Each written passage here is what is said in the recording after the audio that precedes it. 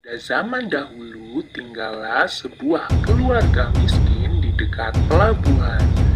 Keluarga ini memiliki seorang anak laki-laki bernama Malin Kundang. Malin Kundang anak yang rajin membantu pekerjaan ibunya. Meski masih belia, Malin Kundang sering bersih-bersih dan ikut membereskan pekerjaan rumah.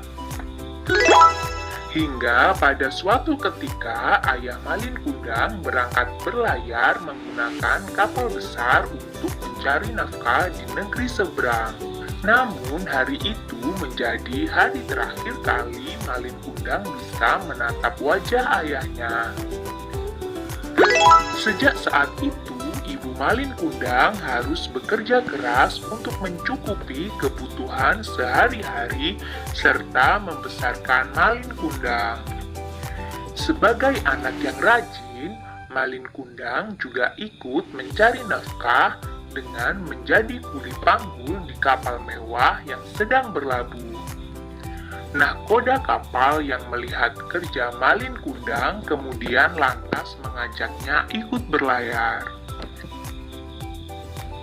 Setelah berpamitan kepada ibunya, Malin Kundang berangkat berlayar. Ibunya berpesan agar Malin Kundang bersikap baik kepada semua orang, rendah hati dan selalu ingat kepada Tuhan Yang Maha Esa. Tahun demi tahun berlalu, Malin Kundang tidak kunjung pulang. Ibunya yang semakin tua selalu setia menunggu di pelabuhan, berharap agar anak kesayangannya pulang. Setiap ada kapal mewah yang berlabuh, ia selalu bertanya apakah Malin Kundang berada di kapal itu. Hingga suatu ketika tersiar kabar bahwa ada kapal mewah yang berlabuh dengan membawa barang-barang berharga. Kapal mewah itu milik sepasang muda-mudi yang kaya raya. Ibu Malin Kundang pun berusaha naik ke atas kapal dengan tertatih-tatih.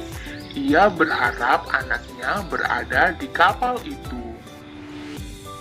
Dalam sekejapan mata, Ibu Malin Kundang bisa mengenal sosok pemuda gagah pemilik kapal mewah itu. Ia adalah Malin Kundang, anak kesayangannya yang sudah lama tidak pulang dari berlayar.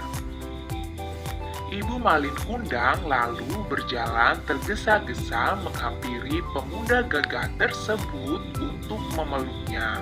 Tetapi Malin Kundang justru melepas pelukan ibunya dan mendorongnya hingga terjerembab ke lantai kapal di hadapan awak kapal dan istrinya.